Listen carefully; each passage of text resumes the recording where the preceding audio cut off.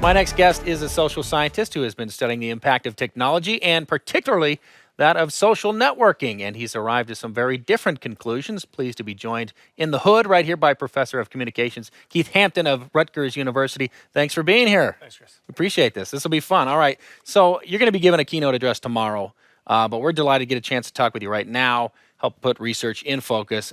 Don't forget, by the way, to our online audience, you can join this conversation if you're inspired, something you've been wondering about in this realm. You can send your questions in to me, to Keith. I'll relay them here. Just use that tool right there in the viewer there. Okay, so Keith, unlike most speakers and attendees here at the Microsoft Faculty Summit, you're a sociologist, not a computer scientist. But that's not as anomalous as it might first seem, since first, everyone on Facebook knows computer technology's an enormous impact on our social behaviors. Everywhere we look around, somebody's on their phone, they're doing it right. So you're looking into just how social media affects us both as individuals, as a society. And before we even get into your current research about that, I think our viewers would probably like to know a bit more about your background, exactly how you got interested in this line of research. Sure. I mean, I got into this in the late 1990s with a study of a wired suburb that was actually built north of Toronto. And it was a similar kind of moral panic of the day about how broadband technology would affect relationships. Right. There was a lot of concern that if you provided people with a computer in their house and everybody had one, and then you gave them always-on internet access, that they would choose to abandon their neighbors and other close relationships. So I spent 2 years moving into one such community, living in the neighborhood, and studying how those technologies were affecting local relationships in those settings. Wow. Okay. So it perhaps is just viewing the past through rose-colored glasses, but I think most people believe that social media has sort of been detrimental since it replaced, what a lot of people think is, nobody talks anymore. Nobody does face-to-face, person-to-person interactions. It's all kind of self-absorbed in tweets. Look what I'm eating. Look what I'm doing. Look where I'm vacationing. But that's, of course, just opinion. How do you actually study how technology, in particular social media, has impacted our social behaviors? Right. So, I mean, I think rose-colored glasses is exactly the way to frame it. My talk tomorrow is about whether the grass is, in fact, any greener than it was in the past. And I think that every technological change is accompanied by a concern about whether those technologies are going to destroy society, destroy relationships, make us more alienated. And this is really just the latest one. The ideal way to study these is to be able to study them over time in terms of some sort of historical comparative way of measuring change. And lately we had one opportunity to do that in studying how new mobile phones technologies might be affecting people in public spaces, for example.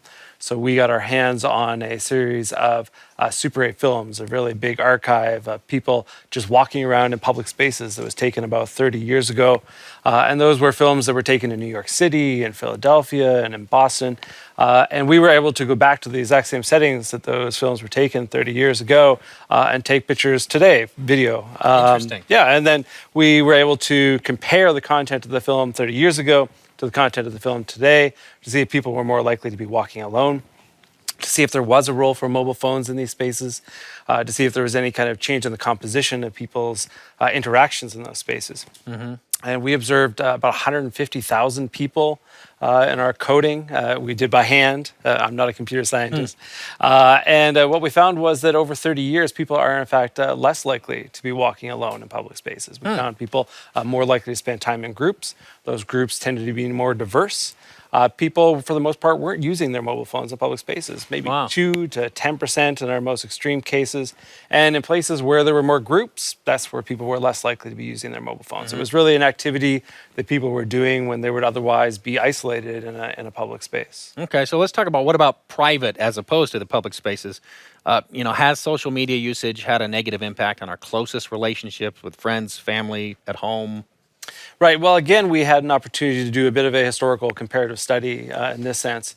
In the 1980s and again in 2004, the United States General Social Survey did a series of questions that focused on people's closest relationships. And they were able to model whether or not people had fewer close ties today than they did, say, 20 years ago. The big and kind of surprising finding of that was that they found that the number of close ties that people had declined over time. And the diversity of those relationships had declined as well. The time period, again, kind of matched to the rise of the internet, the rise of home computing. but they didn't really have very good data on whether or not individual uses of those technology and how people were using the technology were responsible for any of that decrease in the size of people's close ties. So I partnered with the Pew Research Center's Internet and American Life project in 2009 and 2011. We did two really big, large national random surveys of Americans, Right. where we asked them that same question that they asked in the general social survey. And what we found was that, in fact, the number of close ties people have doesn't seem to be negatively affected by their use of technologies. In fact, we found no negative relationships between people's use of mobile phones, social networking sites, internet use at all, and having a smaller core network on average. Wow. What we did find is that people who use social media in particular, but also just the internet overall, tend to have more close relationships, and those relationships tend to be more diverse. They have more friends that aren't just family. Absolutely. Yeah. I mean, these networks we've all created, yeah, some people see it as an obligation. Some people, as you say, kind of create these networks of people that they maybe don't see face to face, but that's not necessarily a bad thing, right? Well, that's true. Although we do find amongst our closest ties that new technologies such as Facebook and other kind of social networking technologies aren't really substituting for face-to-face interaction. If anything, they're adding on to it. And we're finding that the more people interact with different types of digital technologies, the more they tend to see each other in person as well. And that's especially true of our closest relationships. Okay, so what if we turn our attention away from just individuals and now talk about society more broadly? Let's talk about the impact of social media on us as citizens, voters. For instance, how does social media affect our awareness of different points of views? Obviously, anyone who uses Twitter knows that it's kind of become an information and a news source in addition to just a way to have some fun and share fun stuff. Yeah, well, again, through studies with Pew Internet and Everyday Life, we were able to find that the average person who uses these new technologies, just internet use in general, and then the more they use social media, the more diverse their networks tend to be. So they do tend to know people of a greater number of different perspectives, the people of different social classes, and kind of span the whole social hierarchy. Yeah, well, and I think that's what at least I would assume that a lot of folks are going to go kind of hide in their pockets of social media and the internet that they feel comfortable in. Does this make us more aware of outside perspectives? Does it silo us in those little chat rooms where we converse with only the people that are like-minded? Well, that's a more complicated picture. Yeah. So we know from other studies before the internet came along that there's something called the spiral of silence, and that the more aware you are of the different points of view, it actually tends to reduce your ability to have democratic deliberation to some sense. So if you're aware that there's a lot of disagreement in a social setting that you're in, just because of that heightened awareness, you may actually feel less willing to speak out about something. Probably, yeah, less likely to voice opinions on political issues, for example. Right. So, I mean, it's actually an odd little bit of a paradox. We are much more aware of that diversity around us, but that awareness of diversity may also have this kind of negative effect on us, and that it makes us slightly less willing to speak out when there's that kind of uncertainty. Wow. Okay, well, then let's talk about the trickle down there. The effect of social media on our democracy is affecting things like voter participation, involvement in campaigning, and so on. I mean, does it get that far? It's a great question, and there's a lot of difference between, democratic deliberation, which is what we're talking about in terms of people's willingness to speak out, and democratic participation. And in fact, they may be very different things. And there's some evidence to suggest that you can't necessarily have a lot of both, that places where there's a lot of deliberation, you start to appreciate the other side more, it actually may reduce participation to some level. But what we're finding is, again, internet users in general, and particularly users of social media, from another study we did with the Pew Research Center, we found that they are, in fact, more likely to attend political meetings. They're more likely to try and persuade other people to vote, and they're more likely to say that they're going to vote themselves. Right. Yeah. Okay. Well, so let's take it down now to the local level. I understand you've also investigated the impact of social networks on neighborhoods. What have you learned about its effect on community involvement in the neighborhoods in specific?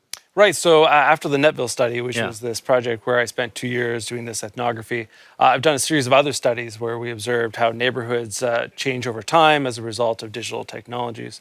And one of the things we found is that, the simple introduction of something like a neighborhood discussion forum at the local level has a lot of impact on local relationships. In fact, we found that the average person who uses such a neighborhood discussion forum makes about 3 new neighborhood social ties in a year as a result, which is fairly significant over time. That adds up to a lot of relationships. And of course, you don't have to be best friends with your neighbors by any means. It's just really about awareness, and that awareness of people who are living in your local community turns out to be the most important thing when it comes to things like organizing for collective action, dealing with local problems, whether it's crime or problems with a mail carrier or something small, and even being able to help a neighbor who's, say, having some sort of local kind of problem with health or something that you can intervene with. Sure, I can see that. Okay, well, let's talk about your work more specifically. Your work is actually indicating that social media usage increases stress levels, which I guess isn't that surprising. But I guess the question is to why? Is it people are so aggravated trying to keep up with the technology, the obligation to tweet? Right. So this will be one of the things I'm talking about tomorrow that I'm looking forward to. And it's really interesting. It's really not the technology that's raising people's stress. So what we found was that the technology use itself, how frequently people are using something like social media or their mobile phone or email, doesn't in itself tend to predict higher stress. In fact, amongst women in particular, we found that the use of many of these technologies was associated with a slightly lower level of psychological stress. But what we did find is that when we measure social stress, which is the stress that you get from being aware of kind of the problems and tribulations of other people in your lives. So when someone close to you, if they know someone who dies, or they know someone who's experiencing bad health or has lost their job, awareness of those kinds of problems creates a social stress that seems to be related to social media use. So those little bits of information that we kind of wonder how valuable they are as they come through those different feeds, they really do add up to this kind of big gulp, right? And just one little bit of information turns out to be really significant if it's about a negative thing that's happening in other people's lives. So it turns out that women in particular, but it's also true for men, but especially for women, they are much more aware of these kind of negative life events that are happening around them as a result of the exposure to these little bits of information through social media. Wow. Yeah. That's fascinating. All right. You've inspired some of our online audience as well. Great. Questions coming in. This one for you, for Keith.